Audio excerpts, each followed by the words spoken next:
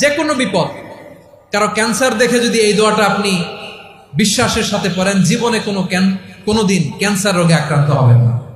দুর্ঘটনা দেখে যদি পড়েন, ওই দুর্ঘটনা আপনাকে স্পর্শ করবে না। যে কোনো কারো বিপদ দেখে যদি কোনো বিশ্বাসী বান্দা এই দোয়া পড়ে, বিশ্বনবী বলেন লাম ইউসিবহু যালিকাল বালা, ওই বিপদ তাকে আর ধরবে না। উফিয়া মিনহু মিন যালিকাল বালা কাইনাম মা কান, সে যতদিন হায়াত পাবে কোনোদিন ওই বিপদ তাকে স্পর্শ করবে না। অন্যের বিপদ যদি দেখেন, এটার জন্য একটা দোয়া আছে। অনেক সময় আমরা দেখি হাসপাতালে ক্যান্সারের 3rd স্টেজে চলে গেছে, লোকটা হ্যাংলা হয়ে চিকন হয়ে হায়রে কি কষ্ট পায়, দেখি না? বিষ্ণু বলে একটা দোয়া যদি কেউ অন্যের কোনো বিপদ দেখে পড়ে, ওই বিপদ তার জীবনে কখনো আসবে না। শুনবেন? শোনার আগ্রহ আছে?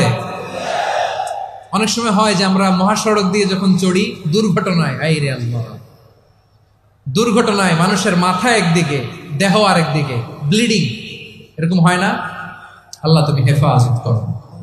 বিশ্বনবী বলেন এই দুর্ঘটনা দেখে কেউ যদি এই দোয়াটা পড়ে, তার জীবনে সে কোনোদিন এরকম অ্যাক্সিডেন্টের সম্মুখীন হবে না। শুনবেন? বিশ্বনবী বলেন অন্যের বিপদ দেখে কেউ যদি পড়ে, আলহামদুলিল্লাহিল্লাযী আফানি মিম্মা বতালাকা বিহি ওয়া ফাদ্দালানি আলা কাসীরিন মিম্মান খালাকা তাফদীলা, মানে প্রশংসা সে আল্লাহর, যে আল্লাহ তাআলা তোমাকে যেই জিনিস দিয়ে পরীক্ষা করেছে, আমাকে ওইটা থেকে বাঁচিয়ে দিয়েছে।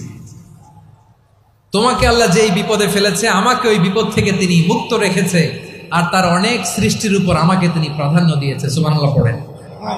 যে কোনো বিপদ, কারো ক্যান্সার দেখে যদি এই দোয়াটা আপনি বিশ্বাসের সাথে পড়েন, জীবনে কোনোদিন ক্যান্সার রোগে আক্রান্ত হবেন না।